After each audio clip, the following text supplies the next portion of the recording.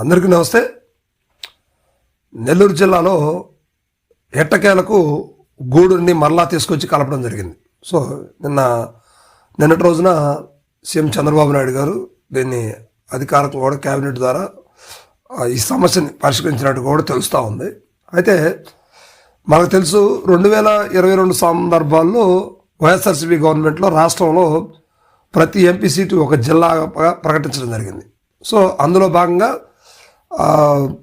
గూడూరు ప్రాంతం అంతా కూడా తిరుపతి జిల్లా కిందకి వెళ్ళిపోయింది. కానీ గూడూరుకి నెల్లూరుకి గతంలో చూస్తే జస్ట్ 45-35 కిలోమీటర్స్ డిస్టెన్స్లో ఉన్నటువంటి గూడూరుని హెడ్ క్వార్టరు తిరుపతికి దగ్గర 100 కిలోమీటర్ల పైగా ఉన్నటువంటి తిరుపతికి తీసుకెళ్ళి చేర్చడం అనేది కొంచెం గూడూరు ప్రాంత ప్రజలకి చాలా ఇబ్బందికరంగా మారింది. ఇలాంటి పరిస్థితుల్లో ఇప్పుడు కూటమి ప్రభుత్వం నాటి వైఎస్ఆర్సీపీ చేసినటువంటి పొరపాటు ఏదైతే ఉందో దాన్ని దృష్టిలో ఉంచుకొని కూటమి ప్రభుత్వం ఆనాడే కొంతమంది నాయకులు, తెలుగుదేశం పార్టీ నాయకులు హామీలు ఇవ్వడం జరిగింది. ఏమని ఇచ్చారంటే, మరలా కూటమి అధికారంలోకి వస్తే ఖచ్చితంగా మేము గూడూరు ప్రాంతాన్ని నెల్లూరు జిల్లాలోకే చేరుస్తాము అని చెప్పడం జరిగింది.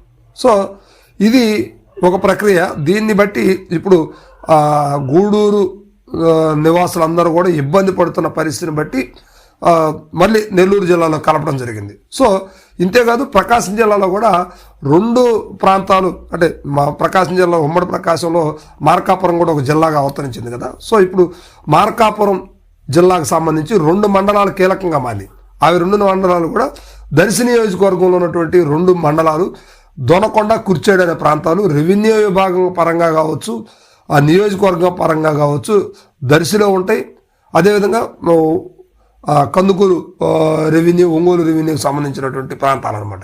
అయితే అవి కూడా ఇప్పుడు ఎట్టకేలకు మార్కాపురం జిల్లాలోకి ప్రకటించినట్టుగా కూడా ప్రభుత్వం తెలుస్తూ ఉంది.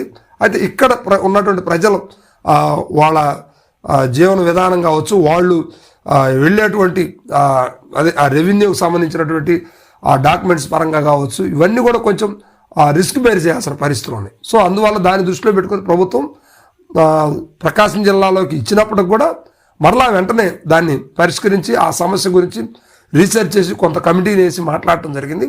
దాని తర్వాత దొనకొండ, కుర్చేడు 2 మండలాలను కూడా మళ్ళీ యాజ్ ఇట్ ఈస్గా మార్కాపురం జిల్లాకే సొంతం చేసినట్టుగా కూడా తెలుస్తూ ఉంది. సో ఇక దర్శి నియోజకవర్గం అవి 2 మాత్రం ఇంకా కొంచెం కొట్టుమిట్టాడుతున్న పరిస్థితి కనిపిస్తూ ఉంది. ఎందుకంటే దర్శిలో ప్రకాశం జిల్లాలోనే ఉందంటూ లేదా మార్కాపురంలో ఉందంటూ ఎవరికి వాళ్ళు మాకు ఇక్కడ అనే సందర్భాలు మనం చాలా చూసాం. సో ఇప్పుడు దర్శిని ప్రకాశంలో ఉంచాలా లేకపోతే మార్కాపురంలో చేర్చాలా అనేది కూడా ఇప్పుడు కీలకమైనటువంటి అంశమే. సో దీన్ని ఇక్కడ ఉన్నటువంటి స్థానిక నాయకులందరూ కూడా ప్రకాశంలోనే ఉంచాలని కోరుకుంటున్నప్పుడు కూడా, కానీ కొత్త జిల్లా మార్కాపురానికి రెవెన్యూ పరంగా కావచ్చు లేకపోతే మిగతా విషయాలు భౌగోళికంగా కూడా ఇంకొక నియోజకవర్గం కలవాల్సిన అవసరం అయితే ఉంది మార్కాపురం జిల్లాకి. అందువల్ల దర్శిని కూడా ఇప్పుడే చేరుస్తారా లేకపోతే తర్వాత చేరుస్తారని కూడా ఇప్పుడు కొంచెం దర్శి ప్రాంతానికి ఒక రకంగా టెన్షన్ అని చెప్పవచ్చు. ఎందుకంటే ప్రకాశం జిల్లాలో ఉంటే హ్యాపీగా ప్రకాశం కలుస్తారు, మార్కాపురం కూడా దగ్గర అయినప్పటికీ కూడా కానీ కొంచెం మార్కాపురం అంటే కొత్తగా ఉంటుంది కాబట్టి ఇబ్బందికరంగా వాళ్ళు ఒంగోలులో ఉండాలనే కోరుకుంటున్నారు దర్శి ప్రజలు. కానీ దొనకొండ, కుర్చేడు ఎట్టకేలకు మార్కాపురం జిల్లాలోకి కలపడం జరిగింది కాబట్టి దర్శి మిగతా 3 మండలాలు కూడా నియోజకవర్గంలో మార్కాపురంలో చేరే విధంగా ఆలోచనలు అయితే జరుగుతూ ఉన్నాయి.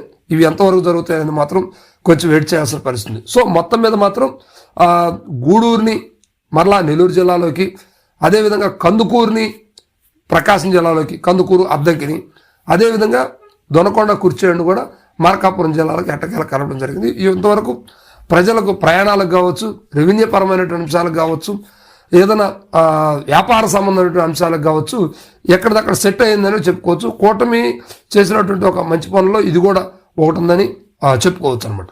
Thank you.